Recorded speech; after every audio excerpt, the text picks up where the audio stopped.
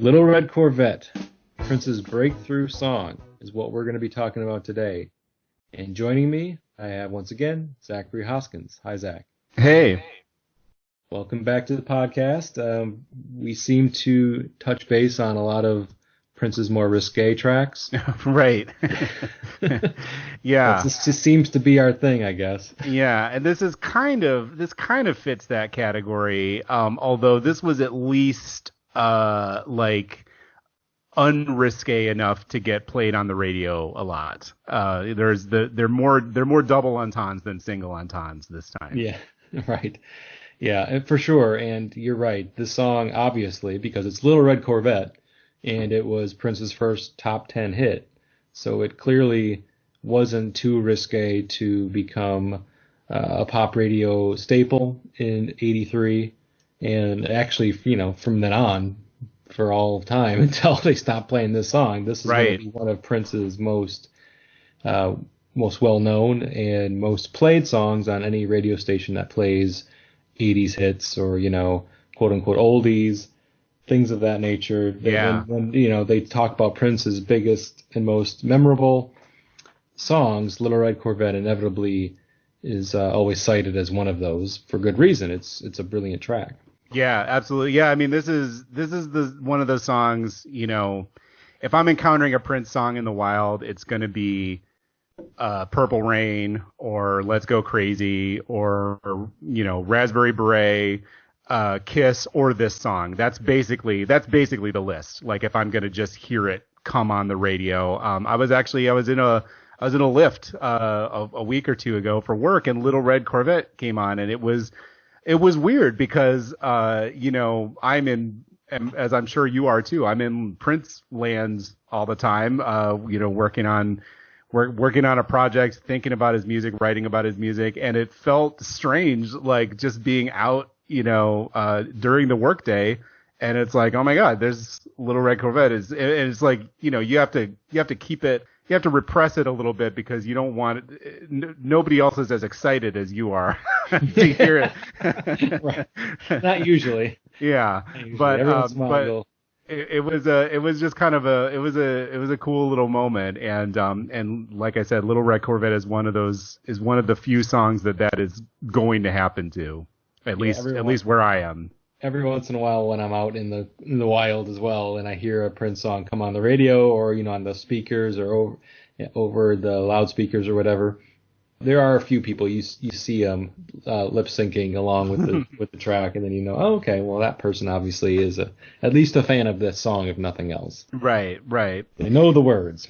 Right. But I mean, the cool thing about Little Red Corvette, and I mean, really, my tastes in Prince is, I'm not one of those fans that, can't stand the hits. Like, I think a lot of his hits are hits for a reason, but Little Red Corvette is probably, it's both kind of a top 10 Prince song in terms of popularity. And it's probably in my top 10, personal favorites. It's a great track, and it really just shows so much about his developing skill as a songwriter, both in terms of, obviously the melody is very memorable, and then I think these are some of his kind of most evocative lyrics, and it's just kind of incredible to put it in perspective when you realize he was 23, 24 when this song came out, and how amazing he was already as a songwriter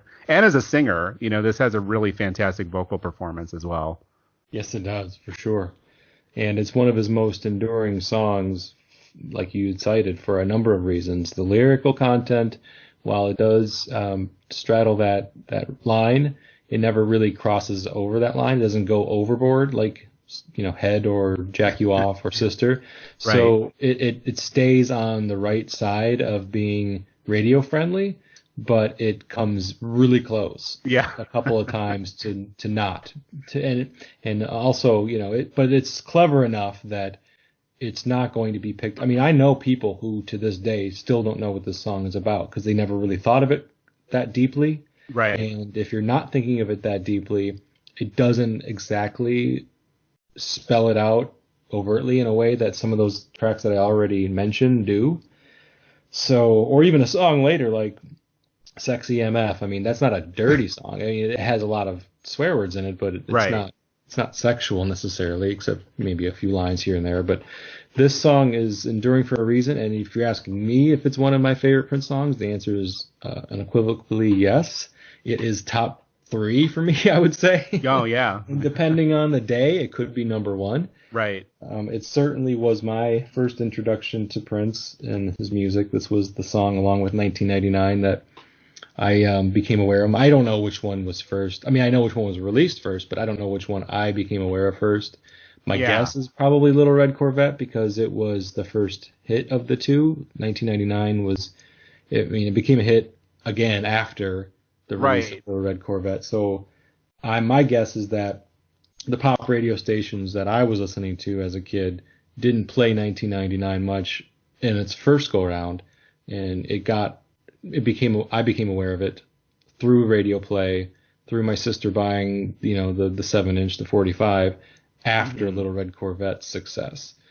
But I was pretty young, so I don't have, I'm not going to be able to say absolutely with 100% certainty that Little Red Corvette was the first Prince song I ever heard, but chances are very good it was. Right. But that's an interesting thing about this song. I'm sure you probably talk about this when you recorded 1999, but Little Red Corvette was such a big hit that 1999 came out and it was kind of, it was fine. It performed fine, like probably roughly on par with Prince's earlier stuff, maybe a little bit better, but not up to the expectations. He wanted 1999 to be like his breakthrough pop album.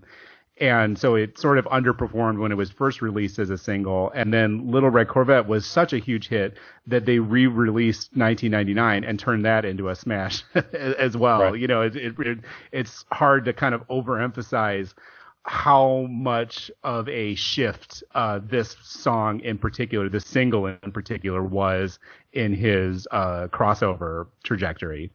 Yeah, and it didn't go to number one, so it wasn't like it was a number one hit, but I think it just it endured a long time. So it was popular for a long time, even though it never was the number one song in the country. But there's a lot of instances where number one songs do not equate longevity or lasting impact.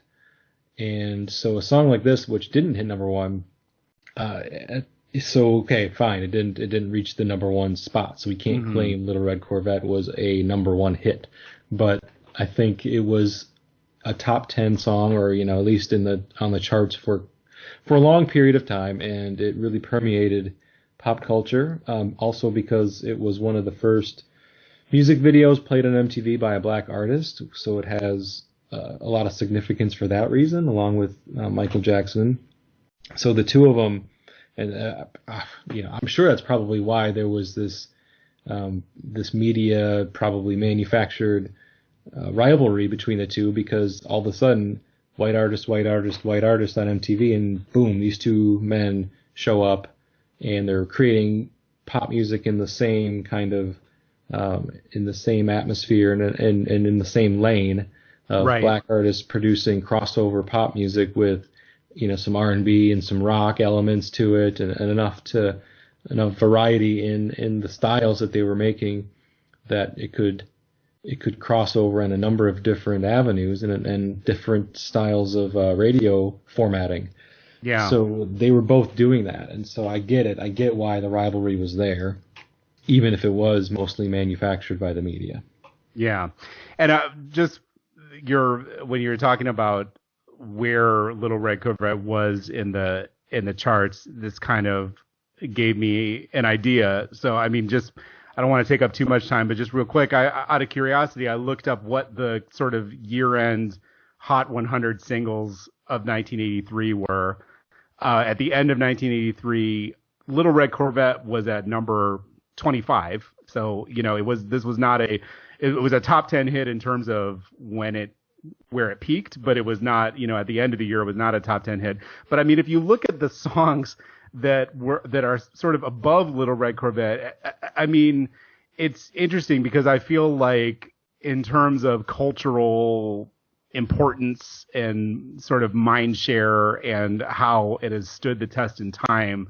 I mean, Little Red Corvette has, I think it transcends the chart placement because, you know, above Little Red Corvette, you had Africa by Toto, which is, I mean, you know, it's obviously people know it. It's kind of like a meme, but it's not. Yeah. I don't think anybody would say that Africa is Little Red Corvette level, you know, pop brilliance.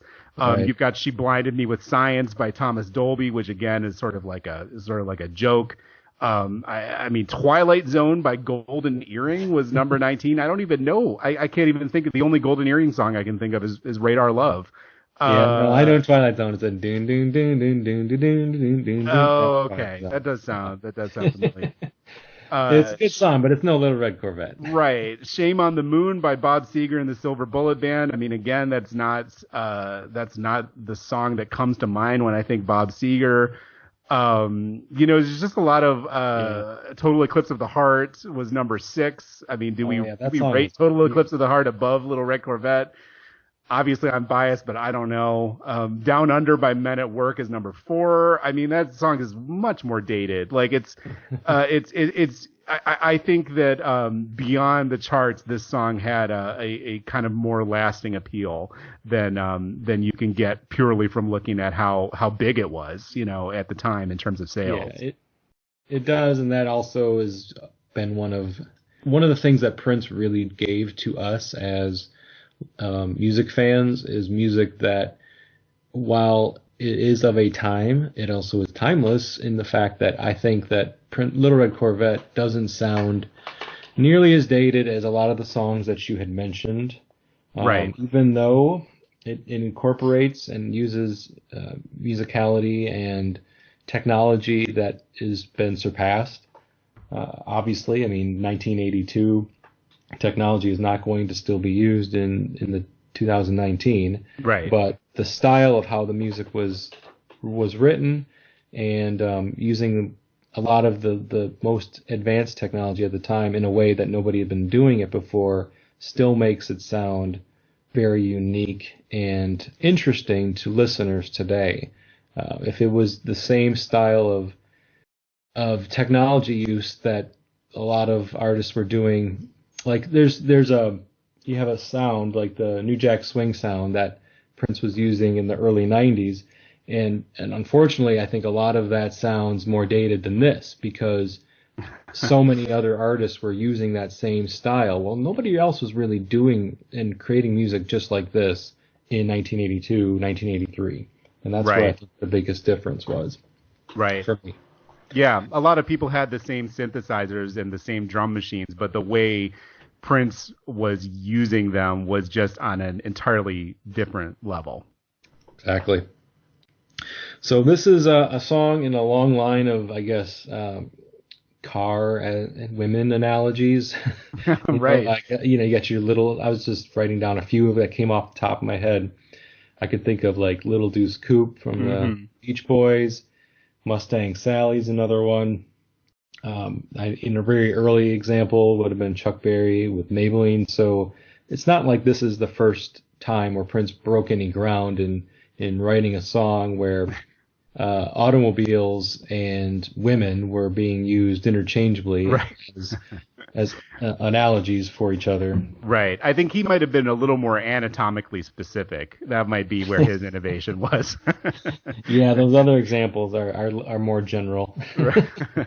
And what Prince was doing by calling it a red Corvette. And, right. So yeah, I mean, for sure, I would agree with that. It's a little more anatomical, and which is also where the line straddling really, really occurs right there with the name of the song and what he's mostly referring to, or what we have to imply that he's referring to.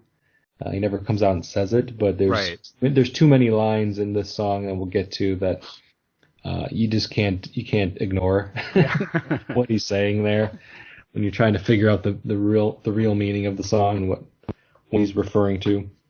So yeah, it's basically a song about a one night stand. It's more or less a story song, which are always fun for me, for a lot of listeners, I think.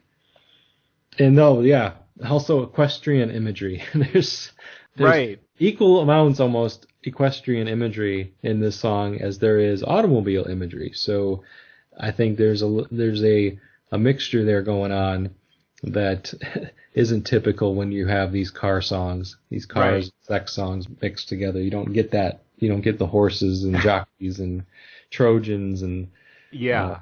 pocket full of horses and all these other style, and that's just not something that's been typical and certainly hadn't been done before in a Prince song. It's very odd, actually. When I was so I recently wrote about Little Red Corvette. That's one of the most recent songs that I wrote about on my project, my blog, and it was sort of like until I went in and really thought about it, I didn't really make the connection that, yeah, there's almost or possibly equal amounts, like you said, of horse imagery Mm-hmm. as car. And we think of Little Red Corvette, obviously, because of the title, as a car song. And it's very strange that there's also this recurring horse language in this song. And I think it's sort of a testament to like how well the song holds together that we don't stop and think about how weird it is. And it's sort of the connection that I ended up making. You know, Prince. Part of the story of this song is that Prince was driving around in his keyboard player Lisa Coleman of Wendy and Lisa.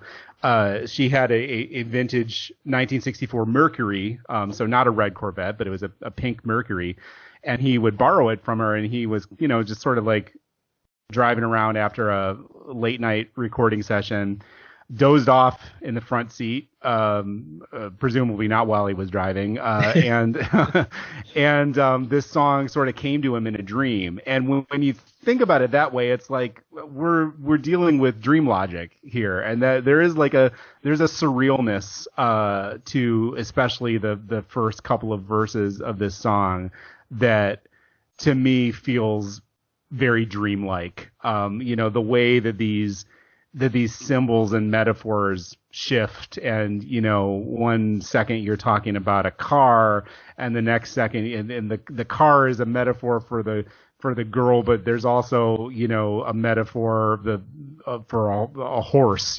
Like Right. these symbols are constantly sort of shifting in meaning in a way that we just sort of accept. Similar to how when you're dreaming, maybe when you sit down, when you wake up and you try to write down what happened in the dream, it might not make much logical sense, but the emotional logic feels believable.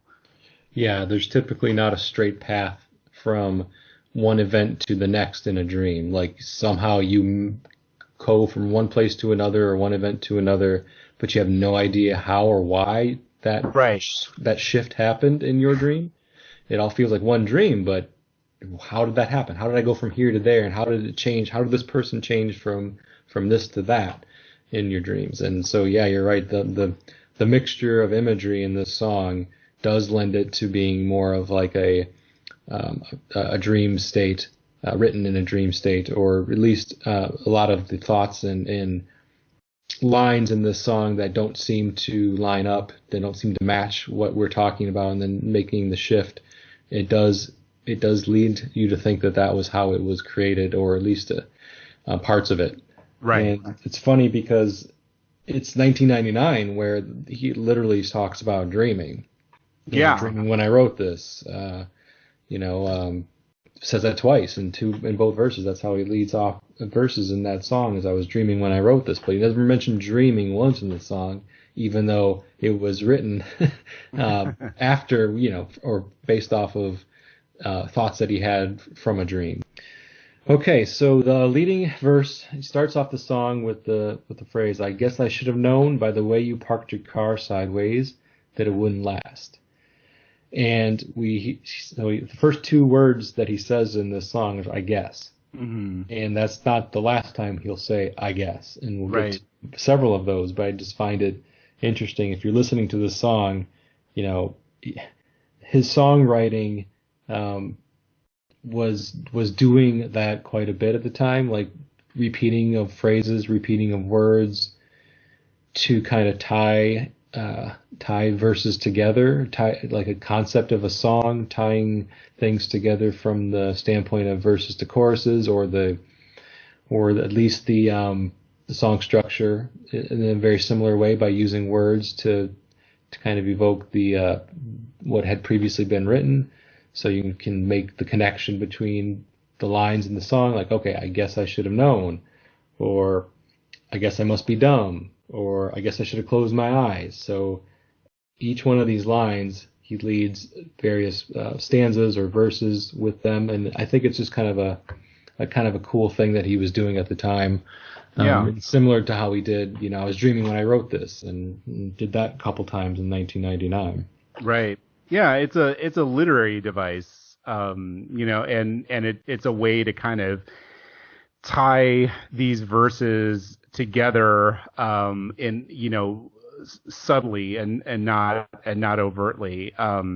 It feels very, very literary, very poetic, not really your standard. I mean, all kinds of pop songs do this as well, but something about this feels more like a Joni Mitchell kind of pop song than your standard verse chorus, like just putting in words that sound nice when you sing them, kind of that school of pop songwriting. This is somewhere between your typical top 40 pop song and like a work of quote unquote literature. Mm-hmm. Yeah, and by doing that, by leading several lines in the song with the phrase "I guess," it kind of tells me that he's the character, the protagonist in the song, the subject, is a bit uncertain about what's going on, about his decision making, questioning his decision making skills with this woman that we'll get to, but he's like questioning himself, questioning what he's doing. Is he a bit over his head with this woman? Right. I guess I should have known by the way you parked your car sideways that it wouldn't last. So right off the bat, he's telling us that he pretty much knows that this is going to be a one-night stand. That line right there just instantly tells us that at least he's self-aware enough to know that what the events that are going to occur in this song, at least he's doing it well. He also, because it's in the past tense, he's saying it in past tense. I should have known that it wouldn't last. So I don't know how you read that line. I'm kind of thinking that it's almost like he's writing the song in retrospect, and so maybe he went into this with different intentions or different thoughts, but looking back on it, he's saying, what was I thinking? Of course I should have known. Right. That it would last based off of, her actions or her whatever, the way she parked her car sideways. Right. Whatever that means. Yeah, that's such a great detail. It's one of those kind of it's a detail that seems to say so much more than just the words. It implies anything like it. I couldn't even begin to interpret how the way she parked her car would be a sign that this relationship is not going to work. But you can read so much more. You can tell that there's more of a story there than what he gives us. And I think that's kind of a mark of really rich storytelling, when you can use a couple of words to imply so much more. And yeah, I agree. This feels like looking back on something that has happened and reflecting. It's a reflective song. It's a sort of it's sort of a regretful song, not in the sense that not in the sense that he regrets this relationship or this one night stand, however we want to put it. It feels like sort of a one that got away song, and to some extent, he's still, there's still feelings there. I don't know how much this is kind of a can of worms, and I want to stress that I try not to close off interpretation. I try not to like settle on one meaning for a song. But there is a woman. Her name is Mei-Ling Stone Poole, and she has a reasonably credible story that she is the inspiration for Little Red Corvette. She and Prince did date in from like 1979 to 1980. There's various details in the song, some of which she has spoken to directly, some of which she's kind of like, she's writing a book, so she's like saving it for the book. So it's an incomplete, even if we were to say, yes, this is it, this is the woman, she's the Little Red Corvette has spoken, we still don't know all of the details. And again, I don't like closing off interpretation for a work of art, even if there is one, particular story that inspired it. But if we are going to take Mei-Ling Stone Poole's word for it, then what you described is exactly what this song is. Looking back at a past relationship in retrospect, this would have happened 3 years before he wrote the song, and so he's had the benefit of some time to think about it. Yeah, and that's, I read the same probably article or comments from her that it was inspired based off, and she had allegedly had pictures of jockeys on her wall. Right. Artwork, not like it wasn't. I don't believe it was intended to be like pictures of her exes that just all happened. But they were literally jockeys, And we haven't gotten to that line yet, but that's a really interesting line. We'll get there. But the next line's into this verse. So you're the kind of person that believes in making out once, love him and leave him fast. So that speaks to the one night stand, somebody who is really just in it for a good time, moving on from one relationship to the next very quickly, just having a lot of fun, I guess, and not really considering each of these instances as dating or relationships, and more of just having a good time, having fun with these men. And then, I guess I must be dumb because he had a pocket full of horses, Trojan, and some of them used. Okay, so that line also is one of those really borderline straddling, being explicit, it almost too explicit for radio, but right. But at the same time, it's not like he's saying she had a bunch of condoms in her pocket and right. and some of them. Just the way that he says the song in the line, pocket full of horses.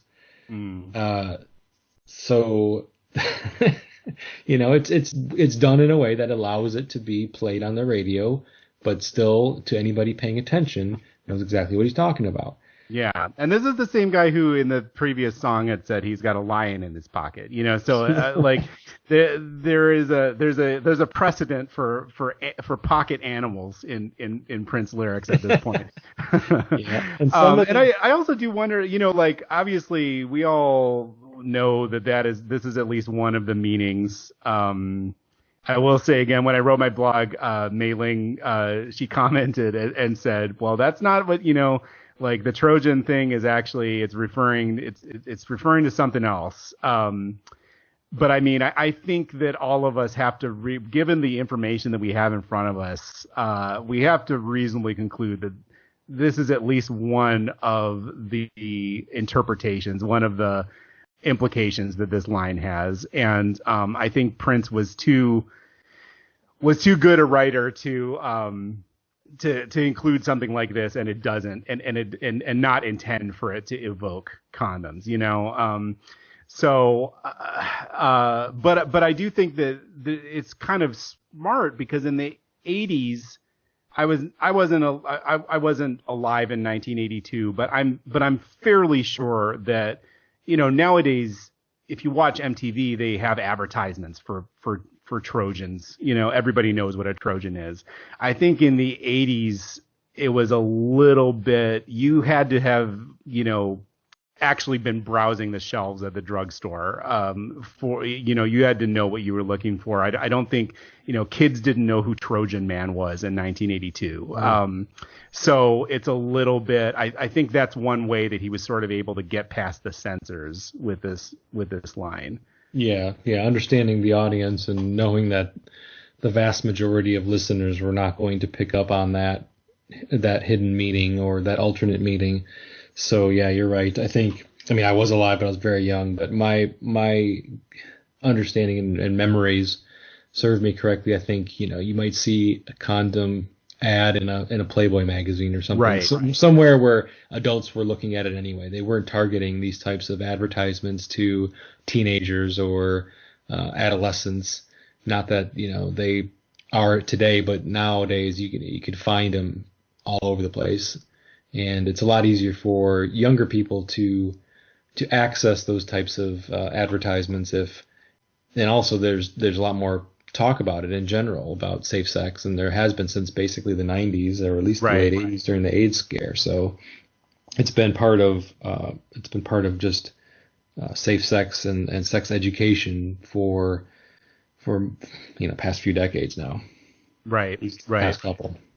Yeah, this is I do also just want to say this line, this Trojan, that it's a condom. It's a condom, but it's also like, this is a line that doesn't really stand up to heavy scrutiny, because if you think about it as a condom, and if you think, most of us, when we say used condom, we don't mean the wrapper, right? I have to imagine that that's what he means here, though, because otherwise it's like, who is this lady? Because a used condom is not something that you want in your pocket. I mean, that's like it just opens up a whole like other disgusting, like public health issue, really.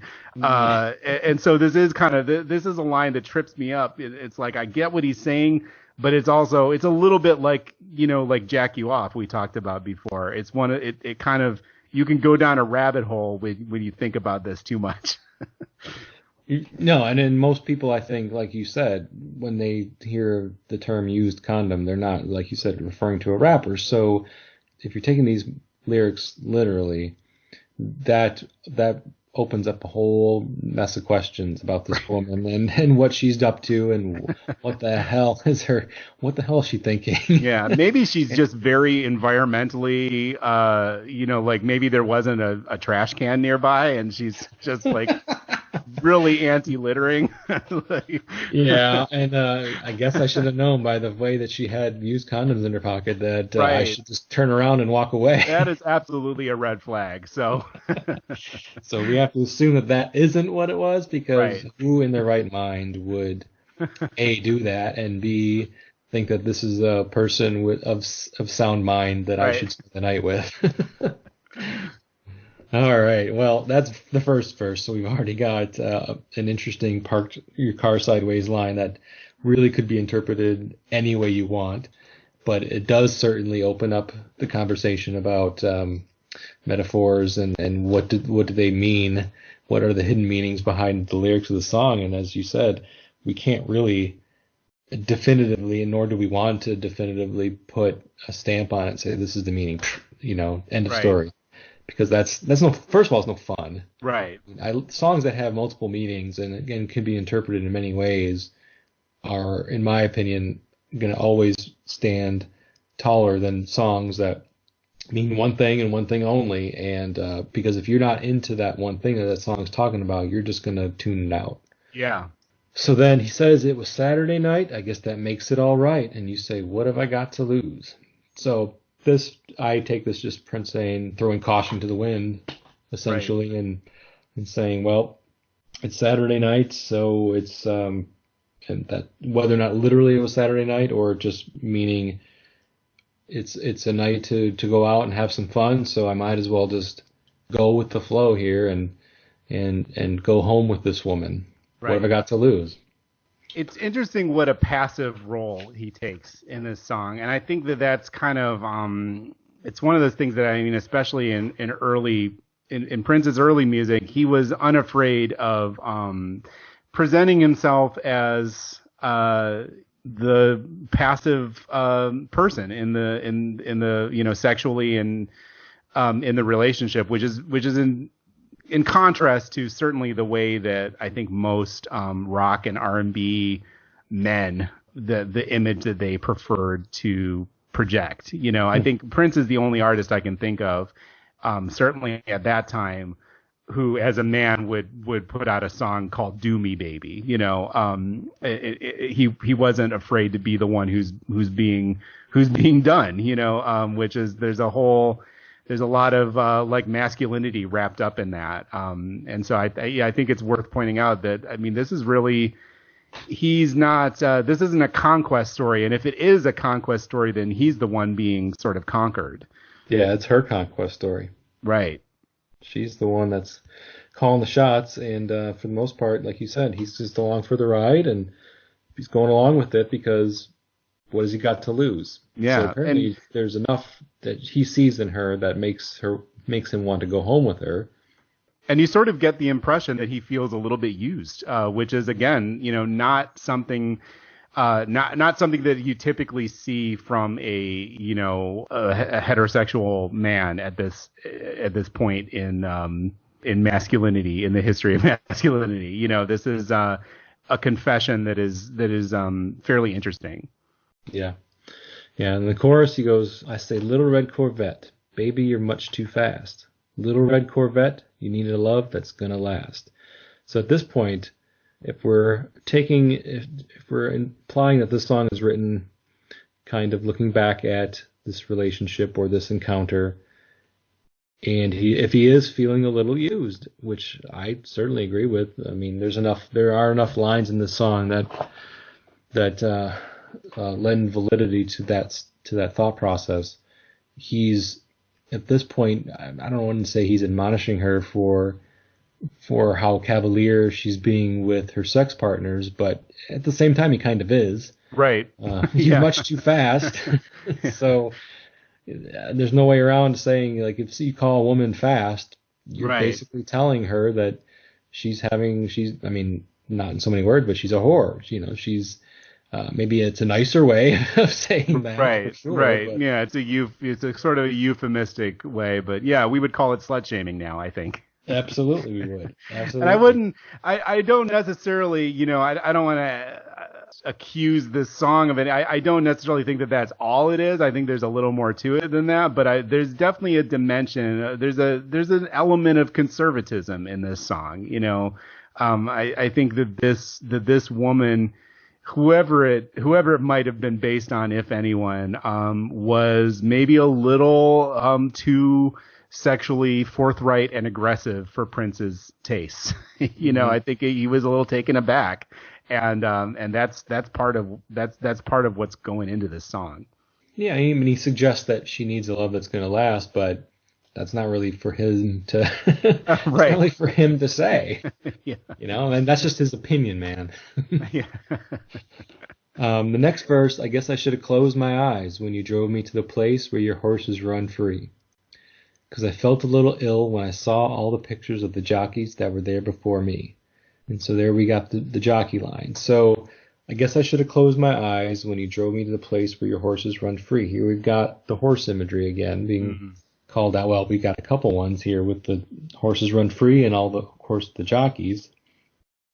So jockeys, I think that I like that line a lot because so if he's implying that these jockeys are former boyfriends, former partners of hers, and why she still has pictures of them on her walls, I don't know. But if it's truly inspired by his relationship with the woman you had mentioned before, and she had pictures of jockeys just as art, you know, you can look at that and think the drawing the inspiration for that, and then using that to mean something completely different. Right. And in the context of this song, all of a sudden, I just get imagery of and this song and Darling Nikki, in many ways for me, evoke a lot of the same imagery in my head. I think of the songs like this man who's just brought to this woman's lair almost, you know, right. This sex lair of hers. And I'm not at Darling Nikki yet, so we'll get to it. But I think that there's a lot of similar ideas being fleshed out in these two songs. Right. So I'm imagining, you know, Prince being driven to this woman's house or apartment or wherever she's at, but horses run free, and I think of to myself, thinking that she she literally lives on a farm with all these horses. Right. And that was my youthful thought of this song when I would hear that line, like, oh, cool, she lives on a farm. She has horses. What do you think of that particular line, when you drove me to the place where your horses run free?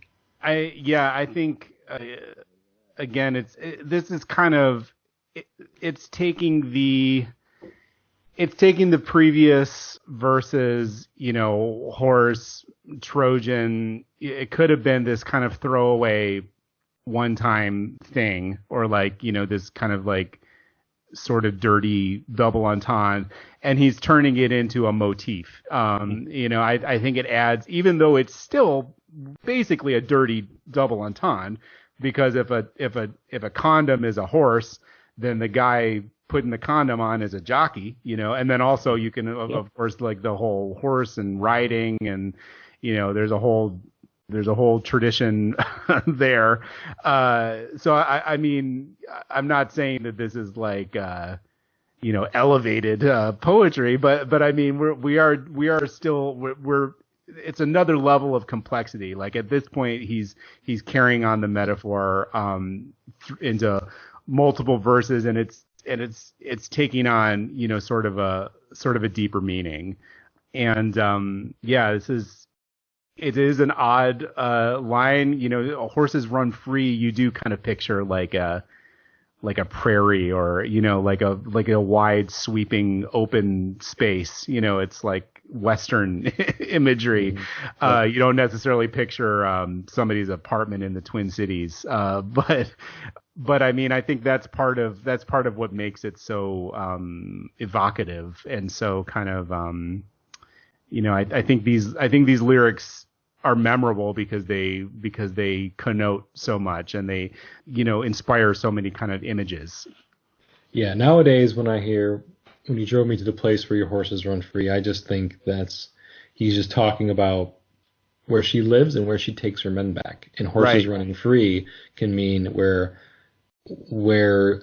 she allows her sexuality to be free. Like she's allowing herself to just be free and to have as much good times with these men as she possibly can, because that is how she's chooses to live her life.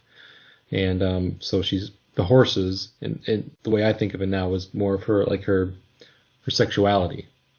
Yeah. So it's just one way of looking at it. Believe it or not, I started to worry. I wondered if I had enough class. Before he gets into the Saturday night, I guess that makes it all right. And he switches up the lines here, but starting to worry and wondering if he had enough class. So I don't know if the pictures of the jockeys he's looking at in the imagery that's being brought forth with these lines, if he's thinking to himself, wow, some of these guys look maybe better than I do, or maybe they have more money than I do, or they come from a background that is more wealthy or high society, and so he's wondering if he really should fit in with the long list of quote unquote jockeys that this woman is seeing. Is that kind of what you think? Like he's just wondering, like, is he worthy? Yeah, am I good enough? That's kind of the underline. And I think that's part of why, we mentioned before that this song has a little bit of a socially conservative undercurrent to it. And I think part of why it doesn't rub me the wrong way, or I don't think like, oh, this is totally sexist, or whatever, is because this is not the attitude of somebody who thinks less of a woman for having, multiple partners. This is not somebody who like, especially the use of the word class is so interesting, because you contrast, like, if you're the kind of person who says that a woman who has slept with, however many men in the past is too fast, or is loose, or, whatever kind of like euphemisms that we want to use, you don't describe that woman as classy, Right. So it's such an interesting choice of words, and it speaks to me that this is a personal insecurity. It's like, can I measure up to these men, which is different than, oh, this girl's a dirty slut, I can do whatever I want to her, like that. It's a very different kind of attitude, and I think that is what kind of puts it on the side to me of being okay. He's intimidated, which I think is a relatable. I mean, certainly for me, it's a relatable feeling, and I think it's a side of Prince that we don't see as much of later in his career when he gets older, gets more confident, like after 1999, after he becomes this big star. I don't think Prince had much cause to doubt himself, certainly with women. And so but I mean, this is a young man. And young men have a lot of insecurities, and I think that those lines really evoke that feeling. Yeah, absolutely. And a lot of it is probably due to true and real life insecurities that he may have had at the time, being so young, and also maybe not having as much experience with women, although by 1982 he probably did. But it's at the same time, it's not like it's a switch that gets flipped overnight in any person. It's not like one day they wake up like, oh, now I'm a super confident man. Right. It's gradual. It happens over time. And so even if he had a number of relationships up to that point with women, he certainly probably was still developing and growing as an adult and as a man. So it wouldn't be unheard of for these types of insecurities to still kind of bubble up to the surface every now and then, especially in a song that he's writing about a woman who probably has more experience than him sexually, and may be living in a different lifestyle that he's not familiar with or hasn't dealt with his other girlfriends. So he doesn't really know if he can measure up, and that's a concern for him. Yeah. So it was Saturday night. I guess that makes it all right. And you say, "Baby, have you got enough gas?" The car metaphor finally comes back. It's like he remembered. Oh yeah, let's get it back from the horses. This is a car song, not a horse song. Yep, and that's it's a fun line. I don't really think there's much to say with that one. Baby, have you got enough gas? Once again, when I listen to that line, because she's saying it, baby, have you got enough gas? Basically, can you keep up with me? Right. Yeah. So it's sort of, you think about it. I mean, this is sort of also the voice that he was using for Vanity 6 around the same time. The person in this story with the kind of sexual bravado is the woman, and this is very sort of similar to that nasty girl Vanity persona. Mm-hmm. Can you measure up? Because I am definitely good for it, but the question is, can you handle me? I'm trying to think of the line, and is that wake me when you're done. Yeah. Yeah, wake me when you're done. I guess you'll be the only one having fun. Right. What a snotty line that is. Yeah. All right, so then you go back into the chorus, and after the chorus, which is the same as it was before, Little Red Corvette, baby, you're much too fast. Yes, you are, Little Red Corvette, you need to find a love that's going to last.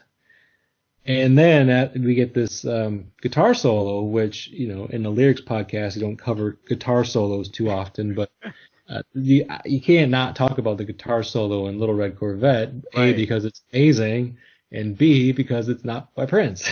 Right, right. It's very important. It's an important guitar solo. I think, I've seen it argued that it's a big reason why this song kind of broke through on pop radio. Because I mean, one thing we've talked about this as like a crossover song. I think it's worth pointing out that, this is a song with a big pop chorus. But it's, to me, this song, I mean, the divisions between genres and between black music and white music are all kind of bullshit anyway. But if we're going to kind of talk about those divisions, I don't hear this song and think, oh, I have no idea what race this person is. This is a soulful song. It sounds like a black guy singing. This doesn't sound like this isn't like a Lionel Richie song where it feels like the sort of roots in black music are being sacrificed for mainstream acceptability. But what makes it quote unquote rock and not R&B is maybe the chorus and definitely the guitar solo. And so it seems like a strategic choice for him to give it to Dez, who has more of a rock style.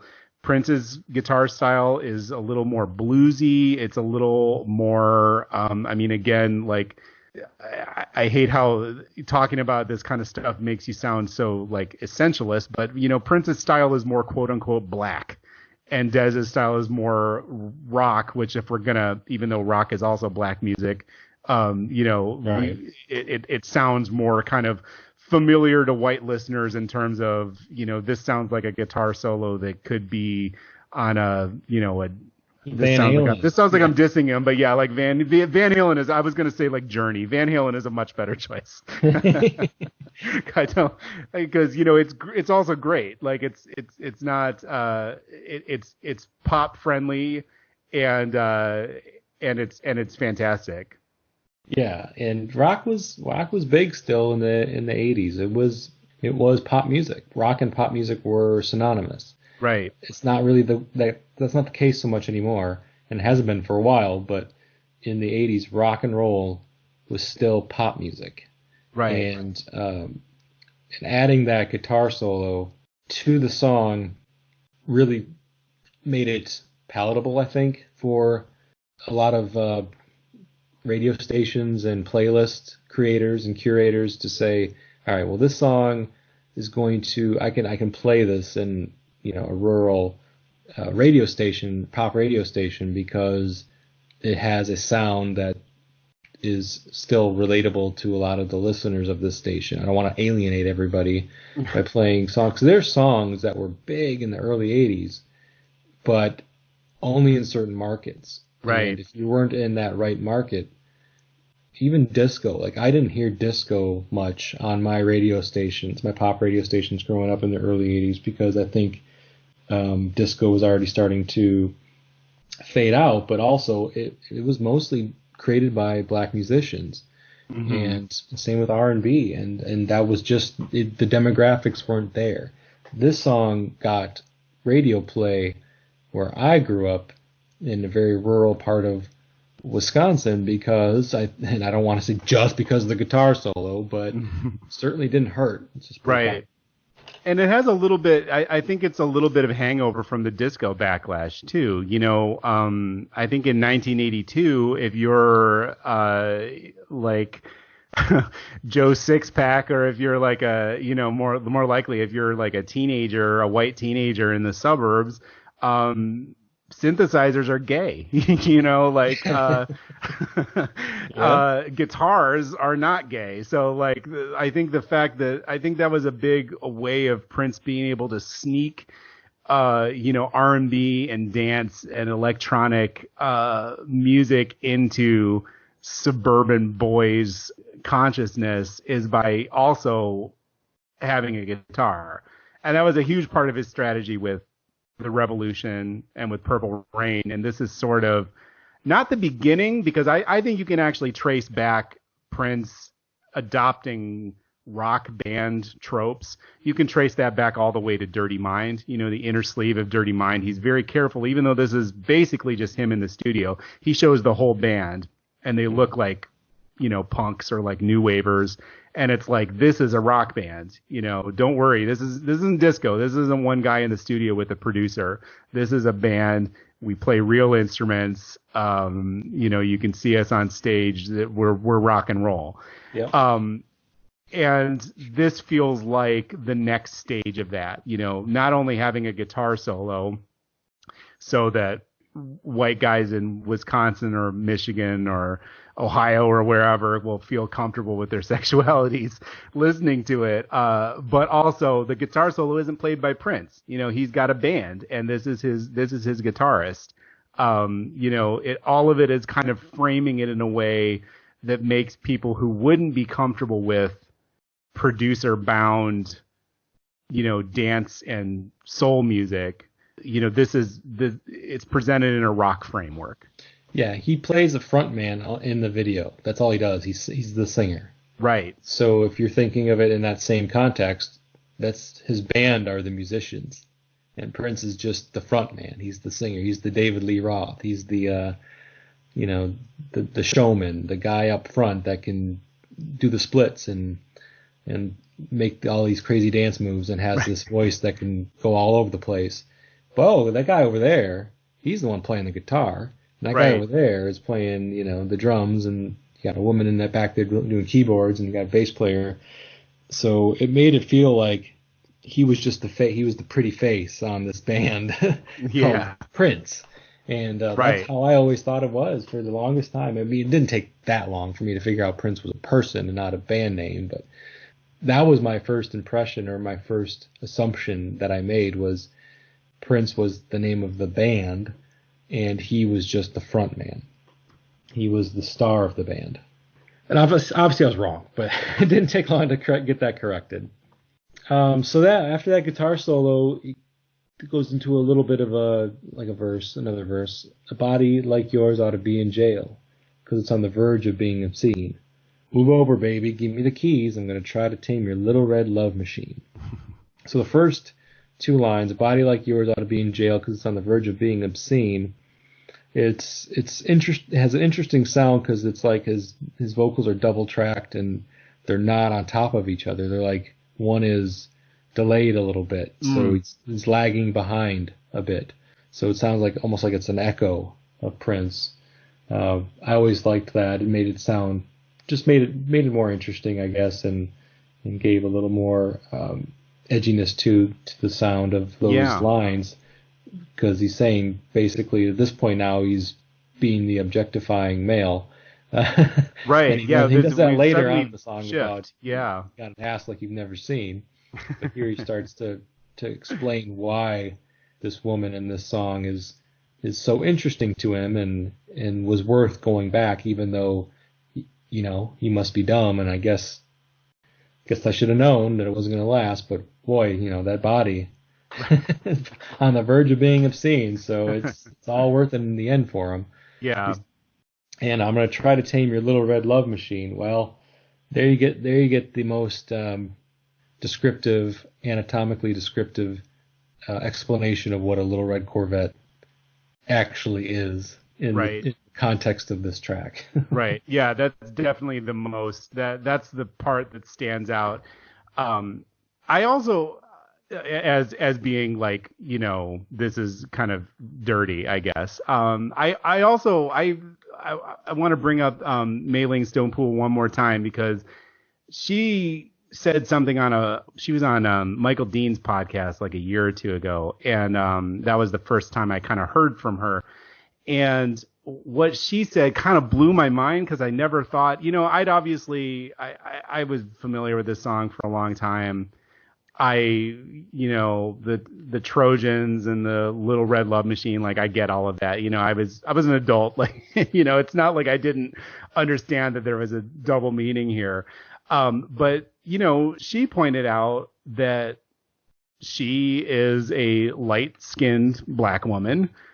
And, it sounds weird for this stuff to be coming out of my very white voice, but, in the black community, women of that color are often referred to as red, or like red bone is a word that you hear in the black community.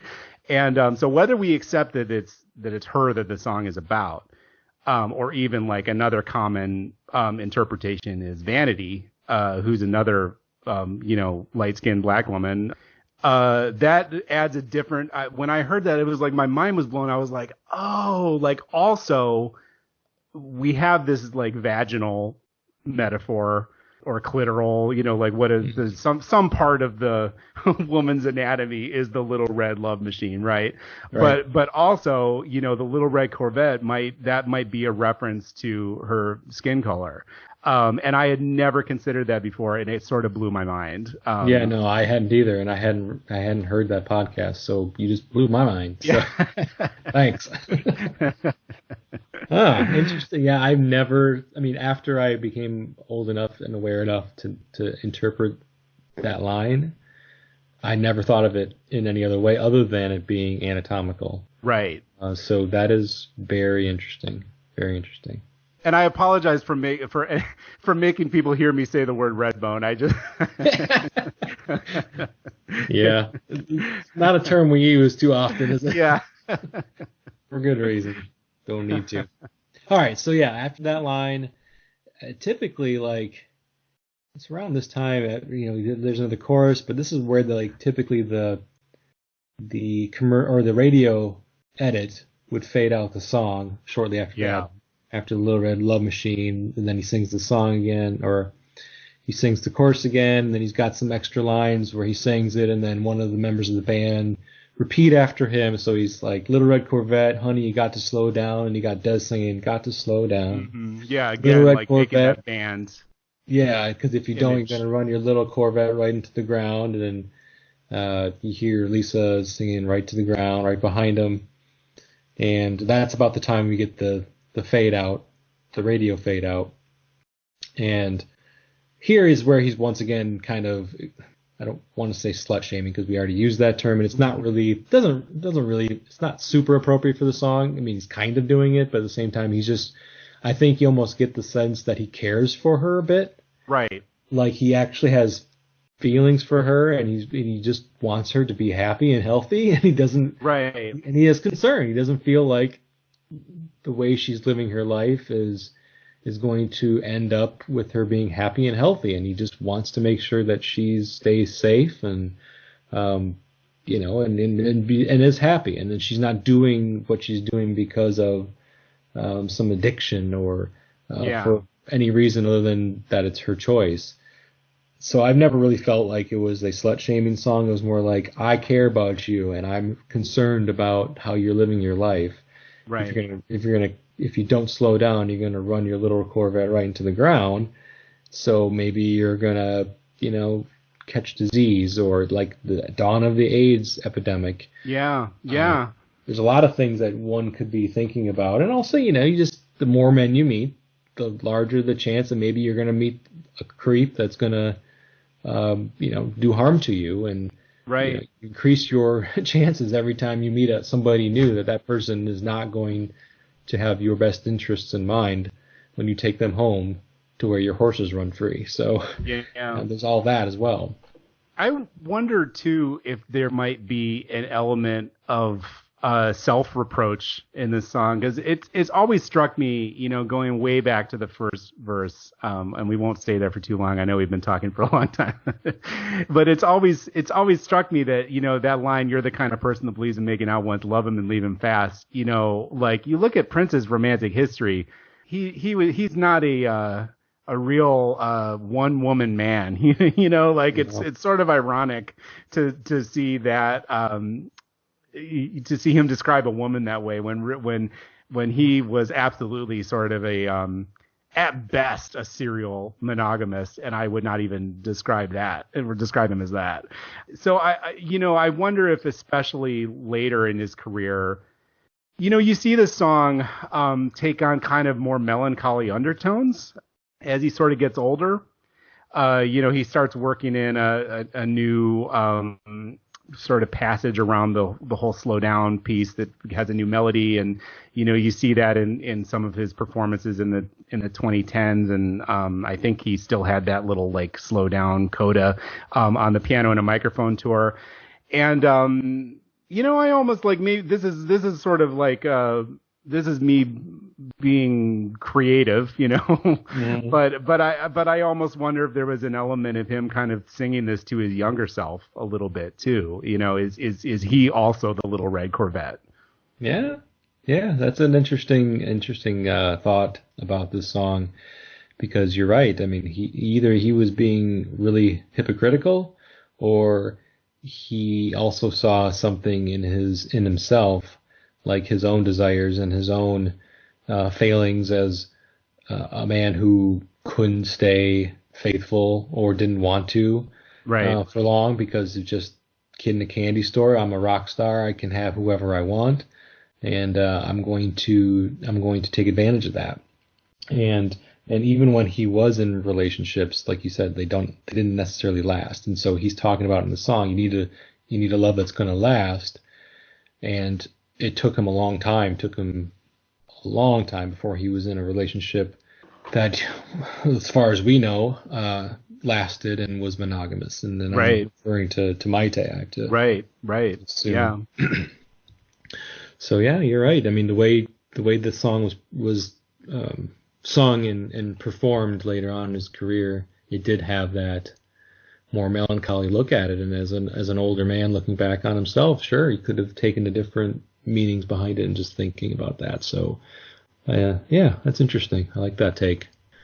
So yeah, then after that part, typically the rest of the song is not what you hear on the radio, but if you, of course, are listening to the record or 1999 album itself, you're going to get these last couple of stanzas with, a couple of choruses, but you got that breakdown where he says, and this is where his vocalization and his vocal skills, just, you can't not be impressed at how he sings these lines. Girl, you got an ass like I've never seen. And the ride, I say the ride is so smooth, you must be a limousine. And that is, if I could sing it the way he could sing these lines. Oh yeah, we wouldn't be recording a podcast. I wouldn't be doing this podcast.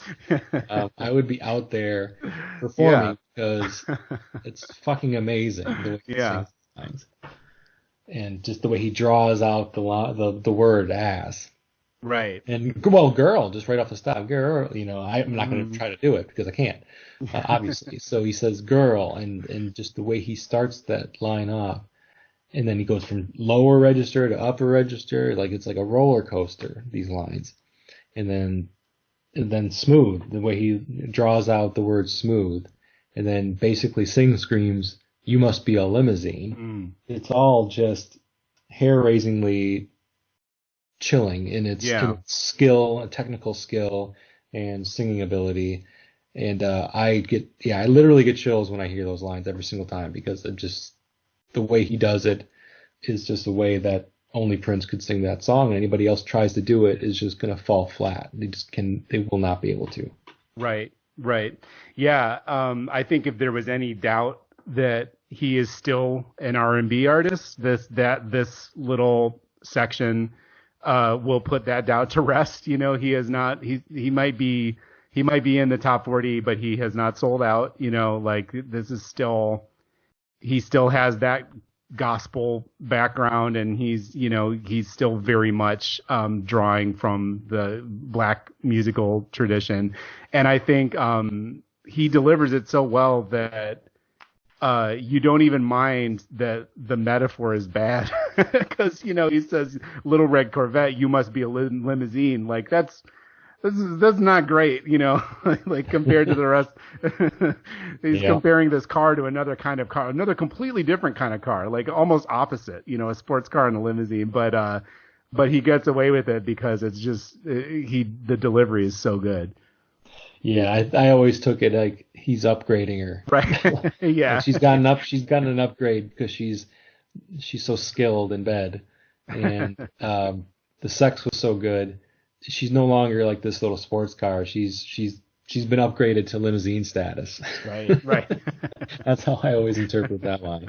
Like, wow, this was so good that I'm gonna have to give you limousine status, which I guess in Prince's world is top tier. So right. So after that, those vocal acrobats in the breakdown, he goes into the chorus again. Much too fast, little red Corvette, you need a love that's gonna last. And we get some more of the wording around, or it goes back to the whole slowing down. So this is where he says, you got to slow down, and then Des follows right behind him, you got to slow down. Little red Corvette, because if you don't, you're going to run your body right to the ground. And you get Lisa again backing him up right to the ground, and they just repeat that over and over again as the song fades out. And I think the last words are, you hear him say, little red Corvette. And that's, as the song it's slow fade out at that point. And a little bit of a guitar solo again. Yeah, you get the little bit of the guitar at the end as it's fading, with the chorus, running your body into the ground. And whenever I hear the way the song ends with it right to the ground, right to the ground. That always makes me feel like it's a cautionary tale. Like there's a lot of fun happening in the song, a lot of great imagery, but the way it ends, if you would have ended on with the ride so smooth, you must be a limousine, it would have ended more on a high note, like Yeah. more a positive note, I guess, because he's just talking about how good the sex was and everything's fine. She's been upgraded. But the way he ends the song with these lines about running her body into the ground, it kind of like brings it on a downer, on a little bit of a downer note. Like he's really back to being concerned about her and back to basically saying, although I really appreciate the skill level that you bring into the bedroom, I Right. also am still going to tell you I'm concerned about you. And that concern is how the song ends. And it just brings it back down. I don't want to say Debbie Downer style, but it certainly has that for me when I listen to it. Just more, Yeah. it ends on a note where I think of it more as a cautionary tale. Yeah, that's a good point, because I think at one point in this song, there is that shift that we talked about midway through, where suddenly, he's no longer sort of the passive participant. Now he's a little bit more of your, traditional objectifying man. The tone kind of changes. It becomes a little more like celebratory, and I think this does kind of bring it back to the more sort of melancholy tone that the song has in the beginning. If it's not necessarily, you might not hear it because it's this big pop chorus coming to an end. But yeah, I think it does, lyric wise, we've kind of gone full circle. Yeah, because whether or not you're listening to the radio edit or you're listening to the full album version, I believe both versions end with some sort of, or run your body right into the ground. So Right. it doesn't matter which version of the song you're listening to, the song ends with like that phrasing and that cautionary explanation going on, where he's really kind of trying to bring that home and nail home that point about this song also being about that, as well as being about this free woman who is also a very skilled lover. And to me, that's a lot of what Little Red Corvette, whether or not, like all the lyrics and all the stuff that we've talked about, that will always, for me, be what I take away from this song, is it being more of a song about a concerned man, a concerned friend, a concerned lover, whatever he is to this woman, and expressing that concern through this song while also explaining why he's concerned and what is it. I mean, so where did he come to that conclusion that he needs to be concerned about her? Well, because of the stuff that happens in the first couple verses, the experiences that he had, and all of the stuff that he saw, the jockeys and the used Trojans and, all this stuff that led him to think that, and also just the way that we have to maybe assume that he was kind of cast aside after their encounter. Right. Maybe he wanted more and she rejected him because that's not what she's about. And he didn't measure up and didn't have enough class for her, or it didn't matter anyway. It didn't matter if he had enough class. He was enough class for the night, and that's all she really wanted. Right. So, yeah, that's, do you have any final thoughts on Little Red Corvette? There's so much to this song. I think that this is one of those, when I initially signed up for this, I was like, oh man, like I should have asked for 1999, because I think in a dead race between these two, I think 1999 might be my favorite of the two lyrically, but they're both really close. Like, this is a new level for Prince. He'd written great songs before, like he didn't pop out in 1982, 83 fully formed by any means. And I think that your podcast has done a really good job of sort of tracing that trajectory all the way from the very first album. There's stuff that's well worth hearing, but it's undeniable that with 1999 he was on like a totally different level. I mean, this is a song that you can put up against Joni Mitchell, like I mentioned earlier. You can put it up against Bruce Springsteen. Like, any of these artists that are well known for just creating these worlds, these like evocative stories that you could imagine writing a novel about, I think this song is in that echelon of songwriting. And, I think, I could probably, even though we've been talking for like an hour and a half almost, I could probably even talk more because this song is just that rich as a text. It's really just a phenomenal effort. And I think, we started this episode out talking about how this is one of those Prince songs that you'll hear in the wild, and I think it's going to be that way for a long time, at least as long as our generation, has any say in it. Maybe, maybe eventually Little Red Corvette won't be the pop standard that it is now, but I think that this is one of those songs that is as sort of important and widely heard and widely appreciated as like the previous generations, the Beatles. It's on that level. Yeah, I don't want to live in a world where nobody gives a shit about Little Red Corvette anymore. Exactly. Yeah. So at the very least, until we check out. Thank you, Zachary Hoskins, again. Thanks for joining me. I really appreciate the insights. You definitely gave me a few things to think about on this song that I hadn't thought about before. So that's always kind of, for me, and I'm hoping for any listeners as well, that is kind of the point. I mean, we always have our own thoughts about songs, but having somebody else bring new theories or at least new ideas to the songs, we can take it, we can accept it, or we can just reject it. That's fine. Right. And that's the beauty of a man who can write songs that have multiple meanings and mean multiple things to different people, because we all are different and we all have different experiences that provide the background for where we're going to and how we're going to interpret lyrics. And so it's really cool whenever that happens, when somebody else gives me an idea of a song, 38, 37 years. Jeez. It doesn't feel that long, but no. Yeah.